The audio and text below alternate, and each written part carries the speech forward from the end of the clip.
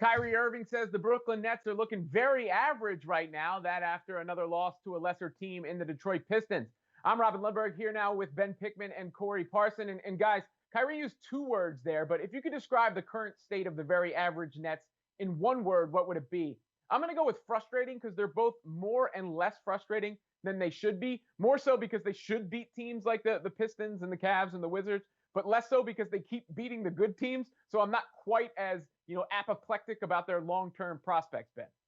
Yeah, I mean, I think that's a good choice, but I'm going to go with polarizing and just think about how the Nets are covered, especially this year. They are incredibly polarizing, seemingly with two contrasting groups of opinion. Either you love the Nets and think that they're going to be able to outscore people on a night-to-night basis and outscore people in the postseason when I think this team is really going to be evaluated or judged, or you hate the Nets and you hate their style of play and you think that their defense is so historically bad that it doesn't matter how many points Kevin Durant and James Harden and Kyrie Irving score, that the poorest defense is going to hold them back in the end. You might like the Steve Nash hire or you hate the Steve Nash hire. You think the roster is full of talent at the top but has nothing at the bottom. I just think this is a perfect team to debate and have these polarizing opinions on the court. I certainly think they're a work in progress, but I certainly think the debate surrounding them is very polarizing, and it's not going to stop anytime soon. Speaking of hating the Nets, go ahead, Corey.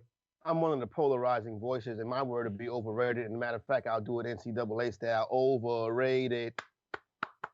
You got a team that consistently loses to the bottom of the Eastern Conference. That's right, the bottom of the Eastern Conference. They're only 14-12 on the season. Their plus minus is the same as the Denver Nuggets and the Phoenix Suns. Now, Denver and Phoenix are also very good teams, but what we've seen from the Brooklyn Nets has not been we've expected so far this season. In 26 games, they have 14 wins. Now, they do have some very impressive wins so far in the season. I'll give them that. And when the three of them are out there together, they do play. They have shown some spurts where they can be very dangerous. But we've already starting to see a little bit of bickering and talking. It seems the team is getting down on themselves confidently. Now, listen, here's the thing. You cannot win a championship if you don't play defense and if you don't win on the road. The Nets have 4 road wins this season. Well, look, the defense hasn't been great, but what's been really stopping them lately? Health and safety protocols, because I don't know if you can judge them without Kevin Durant in the lineup. So he's been in and out of the lineup. I think they clearly need, to get better defensively. They clearly need some roster additions, but I think they're clearly still a team to be reckoned with when those big three are on the floor.